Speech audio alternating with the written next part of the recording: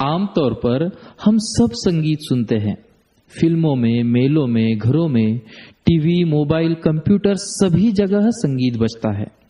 लेकिन क्या इसी संगीत से तानसेन ने दिए जलाए होंगे? क्या इसी संगीत से मियां मल्हार से बारिश हुई होगी? बीमारियां ठीक करने से लेकर साइंटिफिक एक्सपेरिमेंट्स तक यूज किया जाने वाला संगीत सच में क्या आज अवेलेबल भी है? चलिए आज जानते हैं संगीत के दुनिया के कुछ अनसुने रहस्य।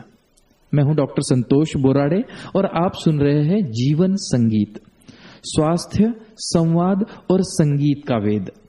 दोस्तों, ऋग्वेद, यजुर्वेद, अथर्ववेद के साथ साथ अगर सामवेद भी परम पूज्य था, तो यह संगीत टाइम पास कब से बन गया?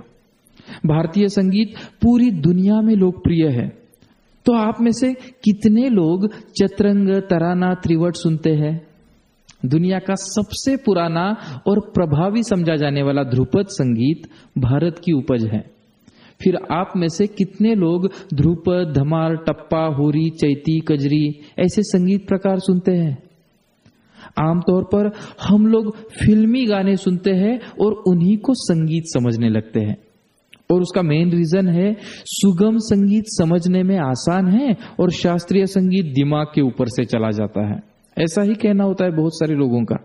लेकिन यही शास्त्रीय संगीत सुनकर गायें ज्यादा दूध देने लगी है और पेड़ पौधे ज्यादा फल भी देने लगे हैं, तो क्या गाय और पेड़ पौधों को हमसे ज्यादा शास्त्रीय संगीत समझता है? कुछ लोग तो रागों के साइंस को गलत तरीके से सुना सुना कर लोगों को बेवकूफ भी बना रहे हैं। जैसे कि मैसेज आता है, राग यमन से अच्छी नींद आती है, लेकिन ये तो आधा ही सच हो गया, क्योंकि राग यमन तो ऐसे भी गाया जाता है। सा नेरे सा नेरे सा नी पा मा दा पा मा दा पा मा सा नेरे सा नी गा गे रे सा नेरे सा नी दा पा नी दा पा मा दा पा मा गा मा दा नी सा नी दा पा मा दा पा मा गा पा मा दा पा मा गा मा गा रे सा नी सा। ये भी यमन है। क्या इससे नींद आएगी? हमें समझना होगा संगीत प्रेजेंटेशन की आर्ट है। इसमें आपका रिजल्ट ओरिएंटेड होना और उसके प्रेजेंटेशन पर कलाकार का संपूर्ण नियंत्रण होना बहुत ही आवश्यक है। यह सिर्फ रागों के नियम से नहीं बल्कि रसाविष्कार से अधिक प्रेरित होता है।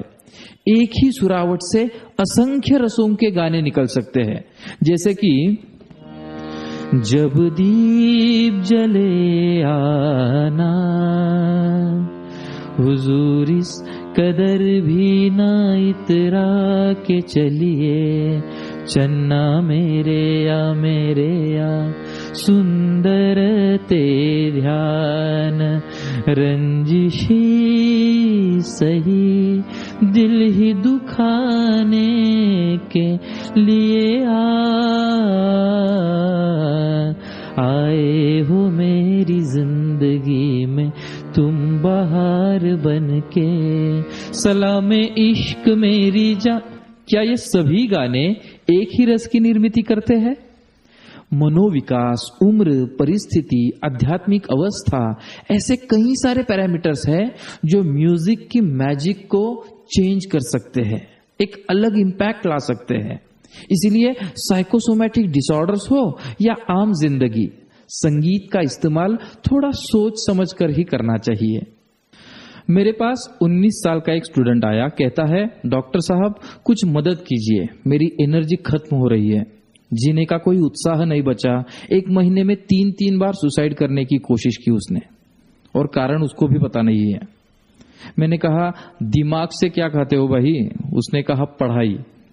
इसके अलावा व्हाट्सएप, फेसबुक और कुछ? उसने कहा, सर कुछ भी नहीं, लेकिन पढ़ाई के समय कुछ गाने सुनता हूं, उससे दिमाग शांत रहता है। मैंने पूछा, कितना गाना सुनते हो? कहता है, प्लेलिस्ट सेट कर दिए सर, एक साइड में गाने बजते रहते हैं दिन भर के लिए, कभी कभी सोते वक्त भी हेडफोन लगाकर मैं गाने सुनता हूं।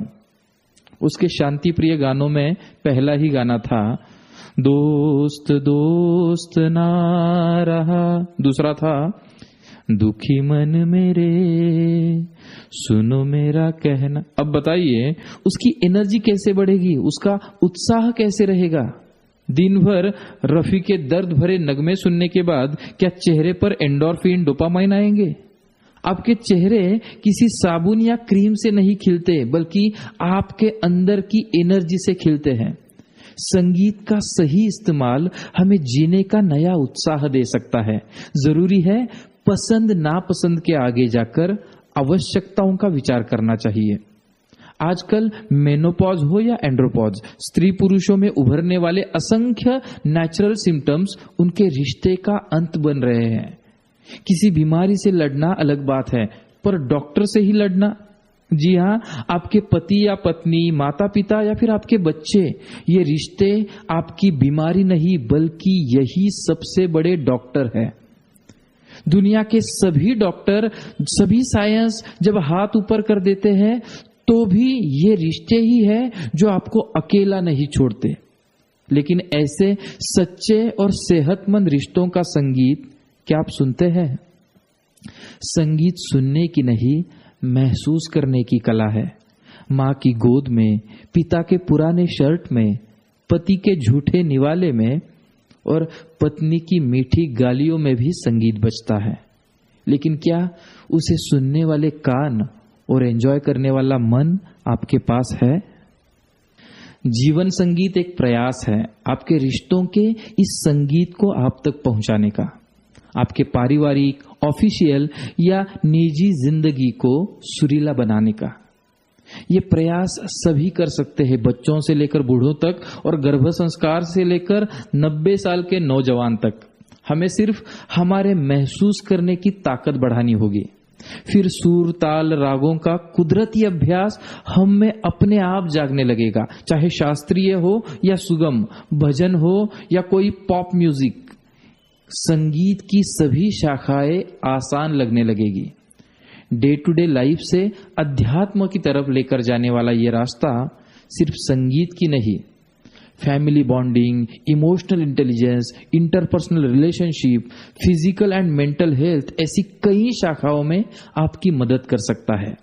हमें यकीन है जीवन संगीत आपकी लाइफ को सही मायने में ट्रांसफॉर्म कर देगा।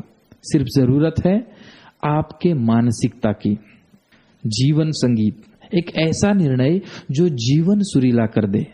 सच्चे और खुशहाल रिश्तों का संगम जरूर अपनाइए जीवन संगीत के साथ। 29 दिसंबर 2023 शुक्रवार शाम 7 बजे श्री शिवाजी मंदिर नाट्यगृह, दादर, मुंबई। संगीत सिर्फ एंटरटेनमेंट नहीं है, हम चाहे किसी भी सभ्यता से हो या फिर किसी भी संस्कृति से, हमें विविध कलाओं के माध्यम से हमारी जीवन शक्ति के साथ हमेशा जोड़ने की कोशिश की गई है। हमारे पूर्वजों ने संगीत, साहित्य, चित्रशिल्प, इतना ही नहीं, युद्ध कला से लेकर रसोई में खाना बनाने तक सभी कलाओं के द्वारा हमें जिंदा रहना सिखाया है, जिंदा रहने का मतलब सिखाया है। अपनी जीवन शक्ति को अपडेट करने वाली ऐसी सभी कलाओं को समझना, उनसे जुड़ जाना, यह है जीवन संगीत। इतना ही नहीं, खुद के साथ साथ इस ब्रह्मांड की व्यापकता से जुड़ने के लिए कलाओं का इस्तेमाल करना, यही है जीवन संगीत। धन्यवाद।